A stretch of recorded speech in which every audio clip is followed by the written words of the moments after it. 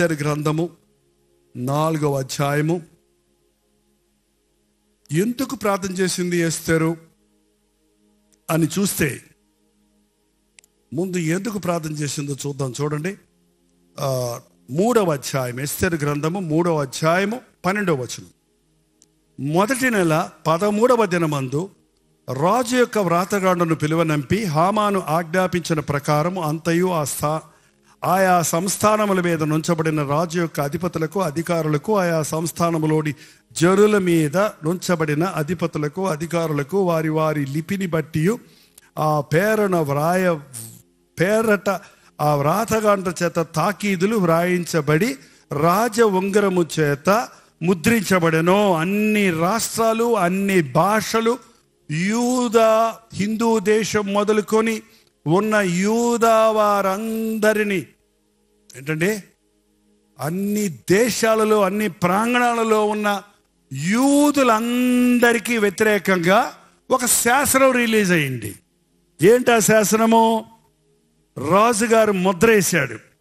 ఆదారు అను 12వ నెల 13వ దినమందు యవ్వనులేమి, వృద్ధులేమి, శిశువులేమి, స్త్రీలేమి, యూదులందరినీ ఒక్క దినమందే బొత్తిగా నిర్మూలము చేసి వారి సొమ్ము కొల్లపుచ్చుకోమని తాకీదులు అంచే వారి చేత ఆ రాజ్య సంస్థానములన్నిటికీ పంపబడెను. తాకీదులు అంటే ఆర్డర్స్.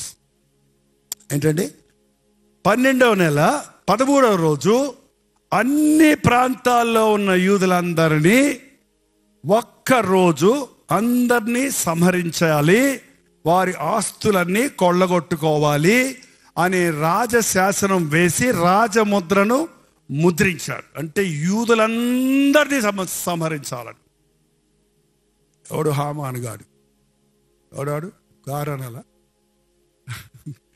గారనల. ఏంటంటే ఎవరిని గాడు అనక్కర్ల మనం, వాడు మాత్రం సైతాను గాడే.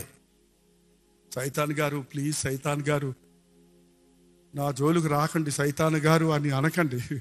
రేపు పోరా పనికి మాన్నాడు, మహిమహం కూడా. ఎందుకొచ్చావురా నా దగ్గర? నువ్వు అపవాదిని ఎదిరించండి, అప్పుడు వాడి మీద ఎదిరించే.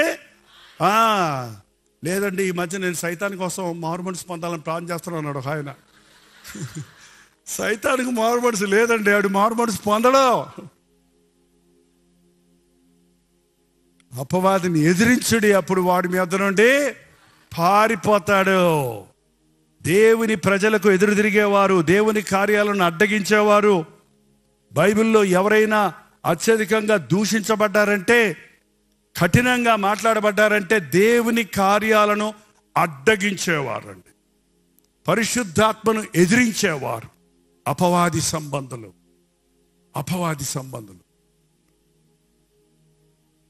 హామాను లంచం ఇచ్చి రాజుగారి చేత, పాపం అమాయకుడు, ఆయనకేం తెలియకపోయినా యూదులందరినీ సంహరించే పన్నాగం పండాడు. ఎందుకంటే అది సాతాను కుట్ర. యూదా జాతి లేకపోతే ఈ లోకంలోనికి ఎవరు రారు? యేసు ప్రభు రాకుండా చేద్దాం. యూదా వంశంలో నుంచి రావాలి మరొక రక్షకుడు. కాబట్టి యూదులందరినీ సంహరించాలనే చట్టం తీసుకొస్తే మొర్దెకై దేవుని యందు విశ్వాసం కలిగిన ఒక్క వ్యక్తి, నేనొక్కడిని ఏం చేయగలను? After all I'm a watchman, ద్వారపాలకుడు. నేనేం చేయగలను అనుకోలేదు. ఏంటంటే మనం చాలాసార్లు మనకు దేవునికి వ్యతిరేకంగా జరుగుతున్న కార్యాలు చూసినప్పుడు మనం ఏం చేయగలం అన్నట్టు చేతులు ముడుచుకొని కూర్చుంటున్నామే, కానీ ఖచ్చితంగా మనం ఏమీ చేయలేము. కానీ ఒకటి చేయొచ్చు. ఏంటది? ప్రార్థన చేయొచ్చు. ఆ రోజుల్లో ఆనువాయి ఏంటంటే గోనుపట్ట కట్టుకొని నెత్తి మీద బూడిదేసుకొని ఉపవాసం ఉండి ప్రార్థించేవారు. మొర్దెకై నిబంధన చేసుకున్నాడు. బూడిదేసుకొని గోనుపట్ట కట్టుకొని ఉపవాసం ఉండి ప్రార్థిస్తుంటే ఆయన పెంపుడు కుమార్తె ఎస్తేరు రాణిగా ఉన్నప్పుడు పైనుంచి చూచి ఎందుకు ఆయన అలా ఉన్నాడు అని వస్త్రాలు పంపించి, భోజనం పంపించి, తినయ్యా అని అంటే ఆమె చెప్పింది, ఈ శాసనం ఉందని నీకు తెలీదా? నువ్వు యూదురాలు అని తెలీదా? రాణివైతే మాత్రం నువ్వు యూదురాలువే. ఈ సమయంలో నువ్వు రాజుగారి దగ్గరికి వెళ్ళి చెప్పు అంటే, నేను రాజుగారి ఎట్టంటాడో తెలుసయ్యా, మూడీ ఫెలో. ఎట్టంటాడు? వస్తీ ఆయన భార్యను రమ్మంటే అందరి ముందు రమ్మంటే రానందంట. రాకపోతే పో, ఇక నువ్వు వద్దే పొద్దు పోమన్నాడంట. అంత మూర్ఖుడు. ఆ మూర్ఖులు కూడా ప్రార్థనతో మూర్ఖులను కూడా మార్చొచ్చండి. అలాంటి మూర్ఖుడిని ఎస్తేరు ఎలా మార్చుకుందంటే 3 రోజులు ఉపవాసం ఉండి ప్రార్థించింది. రాజుగారు రమ్మనకుండా ఎవరు వెళ్ళటం కుదరదయ్యా, కాబట్టి వెళ్తే కనుక ఆయన దండం చూపించాడంటే చంపేస్తారు, కాబట్టి ఆయన పిలిచేదాకా నేను వెయిట్ చేస్తాను. నువ్వు పిలిచేదాకా వెయిట్ చేస్తే ఇక్కడ శాసనం అమలు అయిపోద్ది. ఈ సమయంలో నువ్వు మౌనంగా ఉంటే యూదులకు సహాయం మరో దిక్కు నుంచి వస్తుంది, కానీ నీవు నీ ఇంటి వారు నశిస్తారన్నప్పుడు ఆ హెచ్చరిక తీసుకున్న ఎస్తేరు, మీరు నా నిమిత్తము ప్రార్థించండి. ఇప్పుడు చూడండి 14-16లో, నీవు పోయి షూషాను నందు కనబడిన యూదులందరినీ సమాజ మందిరమునకు సమకూర్చి నా నిమిత్తము ఉపవాసం ఉండి 3 దినములు అన్నపానములు చేయకుండుడి. నేనును నా పడికత్తెలు కూడా ఉపవాసముందుము. ప్రవేశించుట న్యాయ వ్యతిరేకమైనను నేను రాజునొద్దకు ప్రవేశించదను. నేను నశించదనో. ఏం చెప్పిందండి? నా కోసం మీరందరూ ప్రార్థించండి, ఉపవాసం ఉండి ప్రార్థించండి. 3 రోజులు ఉపవాసం ఉండి ప్రార్థించండి. నేను రాజమందిరంలో ఉన్నప్పటికీ, నేను నాతో ఉన్న చెలికెత్తులు కూడా ఉపవాసం ఉండి ప్రార్థిస్తాము. యూదులందరూ ఉపవాసం ఉండి ప్రార్థించినప్పుడు, ఎస్తరు తన చెలికెత్తులు ఉపవాసం ఉండి ప్రార్థించినప్పుడు, ప్రార్థించిన తర్వాత రాజుగారి దగ్గరికి వెళ్ళినప్పుడు, రాజుగారు ఏ మూడ్లో ఉంటాడో ఏమంటాడో అని తెలియదు, కానీ వెళ్ళకూడకపోయినా చచ్చినా చేస్తానని నాకు అవసరమైతే అని తెగించి ప్రార్థనతో వెళ్ళినప్పుడు ఎస్తెరును చూడగానే బైబిల్ రాయబడింది, రాజుకు దయ పుట్టిందంట. ఏం పుట్టింది? ఇష్టం పుట్టిందంట. రమ్మన్నాడు. ఏంటమ్మా ఎస్తెరు, నీకేం కావాలి? అసలు అడగడు. అంత అఫీషియల్గా అంత భారమైనటువంటి పరిపాలన విషయాలతో ఉన్నవాడు పర్సనల్ విషయాలు మాట్లాడే సమయం కాదు అది. అలాంటప్పుడు అన్నిటినీ పక్కన పెట్టి నీకేం కావాలో చెప్పు, నీకేం కావాలో నేను చేస్తానని ఆ కరిగిపోయిన ప్రేమ దయ కలిగిన వ్యక్తిగా మార్చాడు. కఠినలను మార్చగలిగింది ఉపవాస ప్రార్థన. హృదయాలను మార్చగలిగింది ఉపవాస ప్రార్థన. భర్త మూర్ఖుడని మీరు హృదయం కఠినం చేసుకుంటున్నారు, ఈయన మారడు. కొంతమంది సర్టిఫికెట్ ఇచ్చేస్తారు, ఈయన మారడండి. మా నాన్న నాకు సర్టిఫికెట్ ఇచ్చాడు. ఏం తెలుసా? ఒరే జైపాల్, లోకంలో ఉన్న వాళ్ళందరూ మారినా నువ్వు మారవరా పో. అంత విసిగిచ్చారు మా నాన్న. 3 నెలలే ప్రభువుని ఎరిగిన తర్వాత, మా నాన్న ప్రభువుని ఎరిగిన తర్వాత, సువార్త నేను మొదటిసారిగా వినిన తర్వాత 3 నెలల కంటే ఎక్కువ దేవుణ్ణి ఎదిరించలేకపోయాను, తండ్రిని ఎదిరించలేకపోయాను. క్రీస్తు ప్రేమలో పట్టబడ్డా. కానీ ఆ టైంలో నాకు వచ్చిన సర్టిఫికెట్ ఏంటంటే, లోకంలో ఉన్న వాళ్ళందరూ మారినా ఈ జైపాల్ మారడంట. మారానా లేదా? మా నాన్న నన్ను మార్చలేడు, కరెక్టే. ఎవడో నన్ను మార్చలేడు, మరి కరెక్టే. కానీ ఎవరు మార్చగలడు? మా నాన్న కన్నీటి ప్రార్థన, మా అమ్మ కన్నీటి ప్రార్థన, దేవుని అనంతమైన ప్రేమ, ఆ కలువరి ప్రేమ నా బండగుండెను బద్దలగొట్టిందండి. ఉపవాస ప్రార్థన. నేను ఆ రోజు ఉపవాసం ఉండి మొదటిసారిగా బతుకులో ఉపవాసం ఉండి ప్రార్థిస్తున్నప్పుడు ఆ రోజు రాత్రి నా గుండె కరిగిపోయింది. నా దేవుడు నన్ను దర్శించాడు. ఆ రోజు నుంచి ఈ రోజు వరకు నో టర్నింగ్ బ్యాక్. 1971 ఫిబ్రవరి 15వ తారీఖు నుండి ఇప్పటి వరకు మళ్ళీ ఈ లోకం మీదకి నా దృష్టి పోలేదు. ఎందుకంటే ఆ కఠిన హృదయాన్ని, ఆ మూర్ఖ హృదయాన్ని, ఆ బండ హృదయాన్ని దేవుడు మార్చేశాడు. ఉపవాస ప్రార్థన ద్వారానే ఒక వ్యక్తి హృదయం మార్చబడుతుంది. నీకు ఏది సాధ్యం కాలేదో అది ఉపవాస ప్రార్థన ద్వారా నీవు సాధ్యపరచగలవని నమ్మితే, నీ జీవితంలో ఏ గడ్డు సమస్యలు ఇవాళ ఉన్నాయో కానీ వాటిని మార్చగలిగింది కేవలం ఉపవాస ప్రార్థన. ఒక్కసారి మార్కు సువార్త తీసారా? మార్కు సువార్త 9వ అధ్యాయం 29వ వచనం. అందుకు ఆయన, ప్రార్థన వలననే గాని మరి దేని వలనైనను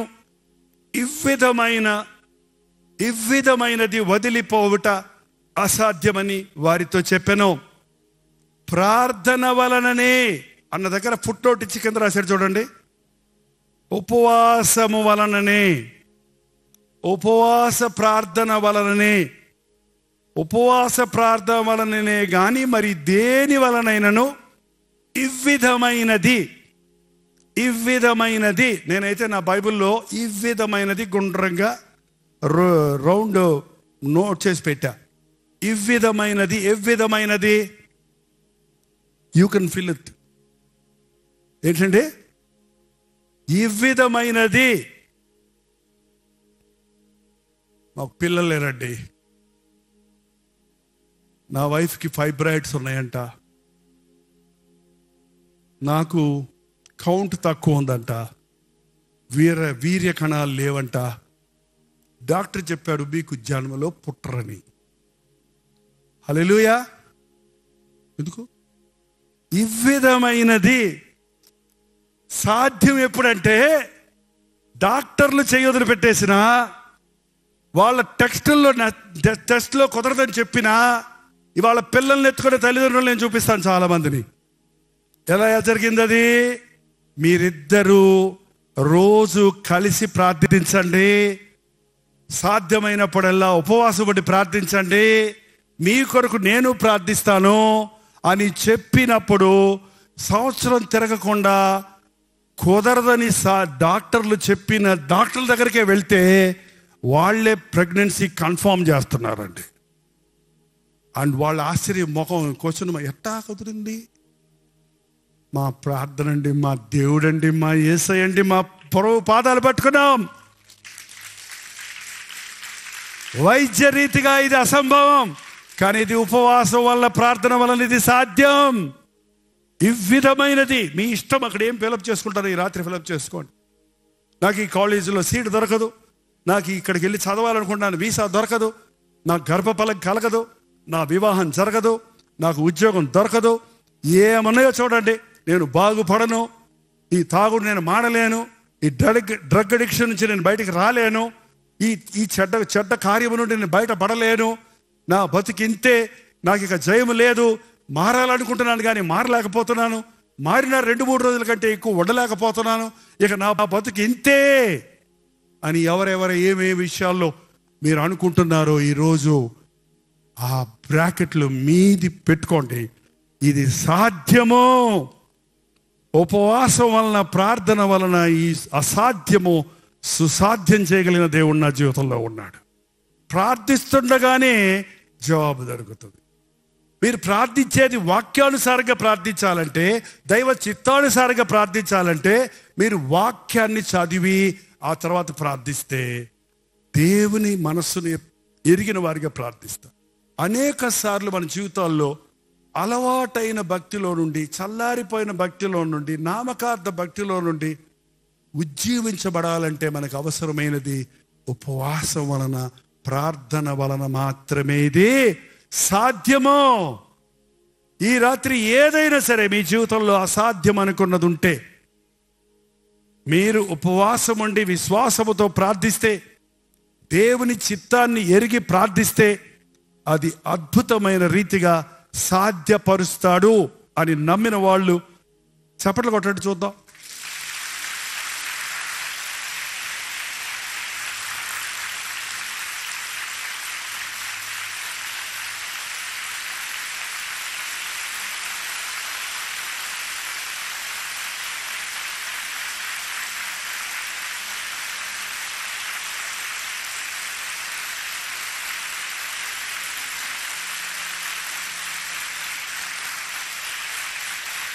హల్లెలూయా.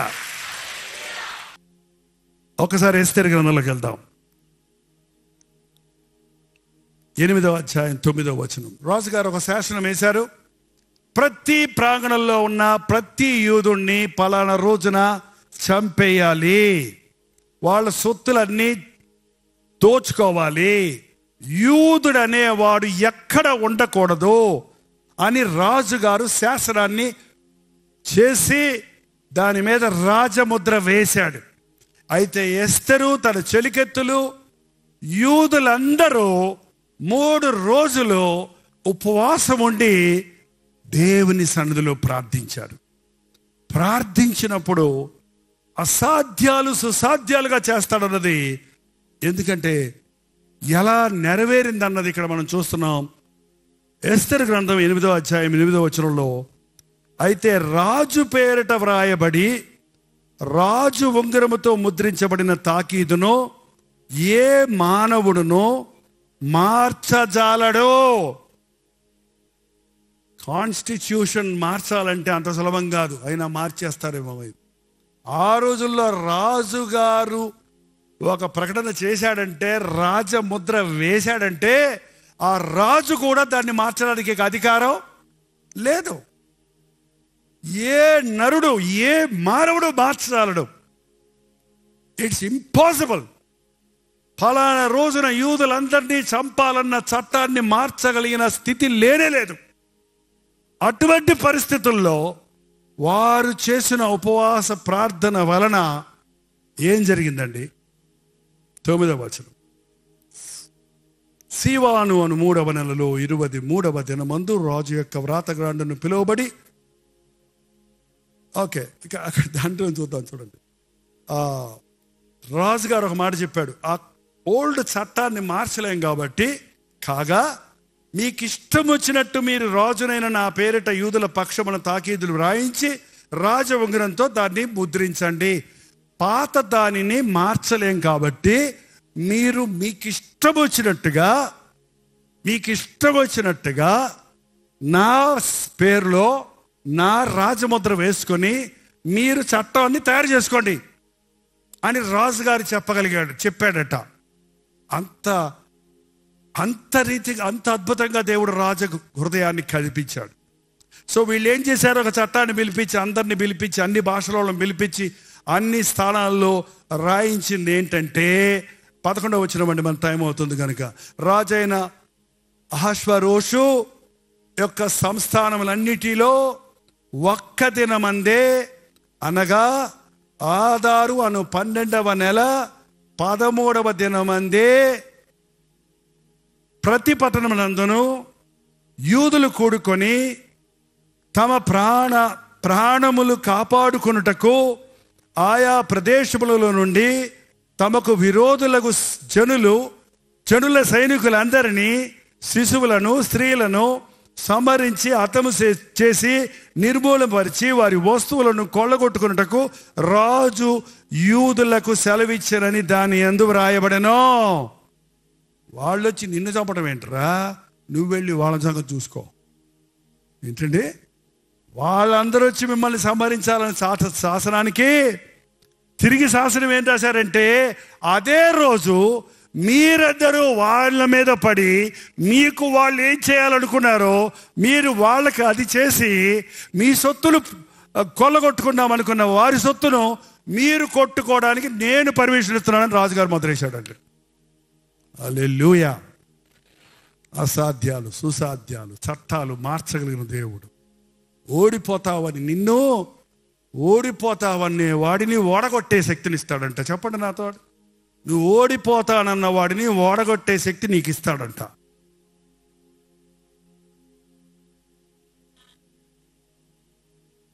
ఏంటో అంత బలం లేదండి మాకు. మీకు లేదండి, ఏ మనుషుడికి లేదండి. ఎవరికి సాధ్యమది? ప్రార్థన చేసేవాడికి అసాధ్యాలు ఏమీ లేవు. ప్రార్థన వలన సమస్తము సాధ్యం. ఉపవాస ప్రార్థన వలన సమస్తము సాధ్యం. యూదులందరికీ కొత్త శాసనం రాయబడింది. ఆ రోజున గొప్ప మొత్తం ఆ ప్రపంచంలో అన్ని దేశాలు, అన్ని ప్రాంగణాల్లో ఉన్న వారందరూ యూదులను సంహరించాలన్న శత్రువులందరూ సంహరించబడటం. మొర్దెకై ఒక ద్వారపాలకుడిగా ఉన్న మొర్దెకై ఏమయ్యాడో తెలుసండి? తెలీదా? ప్రధానమంత్రి అయ్యాడు. ఏమయ్యాడు? ప్రధానమంత్రిగా ఇచ్చాడు. వాచ్మ్యాన్ తీసుకెళ్ళి ఎవరైనా ప్రైమ్ మినిస్టర్గా చేస్తాడా? దేవుడు నమ్మకస్తులను హెచ్చిస్తాడు, దీనులను దీవిస్తాడు. ప్రార్థనా పరులను దేవుడు తన చేతిలోని ఆయుధములుగా వాడుకుంటాడు. ఈ రాత్రి మీ జీవితంలో ఓటమి తప్పని రోజులుంటే, ఓడిపోయిన రోజులుంటే, ఓడిపోతాననే భయం మీలో ఉంటే, పడిపోతారనే భయం ఉంటే, పడిపోతారనే భయం ఉన్నోళ్ళు ఎక్కడ పడాలో తెలుసా? మోకాళ్ళ మీద పడదాం. మోకరించండి. మోకరించగలిగిన వాళ్ళందరూ మోకరించండి. మోకరించలేకపోతే పెద్దవారు వృద్ధులుంటే మీరు నిలబడవచ్చు. మోకరించినప్పుడు నోరు తెరవండి. మీ జీవితంలో మరి దేని వలనను ఇట్టిది అసాధ్యము అన్నది, ఆ అసాధ్యం అన్నది నీ జీవితంలో ఏంటి? నీ ఉద్యోగ సమస్య, నీ వివాహ సమస్య, నీ గర్భఫలం విషయమా, పాపాన్ని జయించలేని పరిస్థితి, అడిక్షన్ నుంచి విడుదల లేదా, డిప్రెషన్ నుంచి కోలుకోలేకపోతున్నావా? ఏ విషయమో అది సాధ్యమో ఈరోజు అది నీ జీవితంలో సాధ్యపరచడానికి దేవుడు తన కార్యాన్ని జరిగించడానికి సిద్ధంగా ఉన్నాడు. నోరు తెరిచి స్పష్టంగా చెప్పండి, ప్రభువా నా జీవితంలో అన్నీ జయించాను, కానీ ఈ శోధన జయించలేకపోతున్నాను, ఈ వేదన భరించలేకపోతున్నాను, ఈ సమస్యను పరిష్కరించుకోలేకపోతున్నాను, ఈ అవసరత నాకు తీరటం లేదు, ఇది కావాలా ఈ రాత్రి? ఇది 3 దినముల యోధుల ప్రార్థన విని చట్టాలే మార్చిన దేవుడు. 3 దినములు ఉపవాస ప్రార్థన చేసిన సౌలు పౌలుగా మారి హత సాక్షిగా అనేక ఆత్మలను, సంఘాలను స్థాపించగలిగిన వ్యక్తిగా రూపించిన దేవుడు 3 దినములు చేప కడుపులో ఉపవాసం ఉండి ప్రార్థించినప్పుడు అవిధేయుడిగా మూర్ఖుడిగా ఉన్న యోనా 120,000 మందిని ప్రభు కొరకు సంపాదించగలిగిన వాడిగా వాడుకున్నందుకు ఈ రోజు దేవుడు నీ ద్వారా, నా ద్వారా అద్భుత కార్యములు చేయించున్నాడు. నా కుమారుని విడిపించయ్యా, వీడికి మూగదయం పట్టింది, చెవిడదయం పట్టింది, ఎక్కడ పడితే అక్కడ పడిపోతున్నాడయ్యా, అగ్నిలో పడిపోతున్నాడు, నీళ్ళల్లో పడిపోతున్నాడు, ఏ శోధనలు వస్తే ఆ శోధనలో నా బిడ్డలు పడిపోతున్నారయ్యా, అన్ని రకాలుగా నేను ఓడిపోతున్నానన్నవారు నేను నిన్ను విడిపిస్తానని ప్రభు చెప్పాడు. నమ్ము వారికి సమస్తము సాధ్యం. ఈ రాత్రి ప్రభు నిన్ను విడిపించాడని నమ్ము. నమ్ముట నీ వల్ల అయితే నమ్ము వారికి సమస్తము సాధ్యం. లైవ్ లో వీక్షిస్తున్న వారు కూడా మీరున్న స్థలాల్లో మాతో పాటు ప్రార్థనలో ఏకీభవించండి. ఇక్కడ మేము అనుభవిస్తున్న దేవుని సన్నిధిని మీరున్న చోటు కూడా అనుభవించినట్లు పరిశుద్ధాత్ముడు మన మధ్య సంచరిస్తున్నాడు. ఈ రాత్రి ఒక విడుదల రాత్రిగా, ఒక జయ జీవితాన్ని కలిగించేదిగా, ఒక అద్భుతాన్ని జరిగించేదిగా మార్చాలని ప్రభు ఆశిస్తూ ఉన్నాడు. ప్రతి ఒక్కరూ ప్రార్థించండి. మూలన్నవారు, ఇటున్నవారు, అటున్నవారు, కెమెరాల దగ్గర ఉన్నవారు, పనులు చేస్తున్నవారు, మీరు ఎక్కడున్నా మీ మనసు దేవుని మీద లగ్నం చేయండి. మీ గుండెల్లో నుండి దేవునికి మొర్ర పెట్టండి. పరిశుద్ధుడా, ప్రేమ కలిగిన తండ్రి, ఒక్కసారి ఆవరణలో కూడి వచ్చిన నీ బిడ్డలు చూడయ్యా.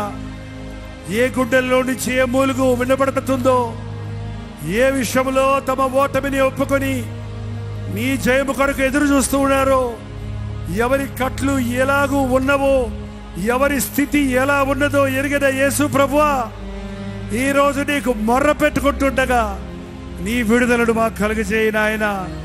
నీ విడుదల కలుగు చేయము తండ్రి. చెవిటివైన మూగదయ్యమా, ఈ వీడిని విడిచిపో అని చెప్పగానే ఎలాగూ విలవిలడానిచ్చి ఆ దురాత్మ అతన్ని విడిచిపెట్టిందో అట్టి రీతిగానైనా ఈ రోజున అపవాది కార్యాలను పారదోలుచున్నాము. సాతాను కార్యములను నుండి విడుదల కలుగు చేయించున్నాము. పరిశుద్ధాత్మని కార్యాలు ఈ రోజు నుంచి ప్రారంభమై ఉజ్జీవ జ్వాలలుగా రగులుకోవడానికి సహాయం చేయి. ఈ ప్రార్థన ప్రభావం మాకే కాదు, మా చుట్టూన్న వారికి, మా ఇళ్లలో ఉన్న వారికి ఈ ప్రాంతాల్లో ఉన్న వారందరికీ విస్తరించినట్లుగా ఉజ్జీవ జ్వాలలను రగులు కల్పడు ఆయన. గొప్ప దేవా, నీకు వందనములయ్యా. నమ్ముచున్నామయ్యా, అపనమ్మకం లేకుండా సహాయం చేయము. ఈ రోజున మా జీవితంలో ఉన్న ఓటములన్నీ పరిగెత్తిపోయినవి. నేను ఓడిపోను, నేను కృంగిపోను, నేను నిరుత్సాహపడను. నా ప్రభువు నాకు తోడున్నాడు. నేను బెదరను, నేను జడియను. ఏ ఆయుధము నా మీద పనిచేయదు. పరిశుద్ధాత్ముడు నా యందు నివసిస్తున్నాడన్న విశ్వాసంతో ఇక్కడి నుంచి సాగడానికి సహాయం చేయి. లోతైన ఉజ్జీవ కార్యాలు ఇంకా నువ్వు కొనసాగింపనివ్వని యేసు క్రీస్తు నామములో అడుగుచున్నాము తండ్రి. మన తండ్రి అయిన దేవుని యొక్క ప్రేమయు, కుమారుడైన క్రీస్తు యొక్క కృపయు, ఆదరణకర్త అయిన పరిశుద్ధాత్మ యొక్క సహవాసమును కూడి వచ్చిన మనందరికీ, లైవ్లో వీక్షిస్తున్న వారికి ఇప్పుడును సదాకాలమును తోడై ఉండను గాక. ఆమేన్, ఆమేన్, ఆమేన్.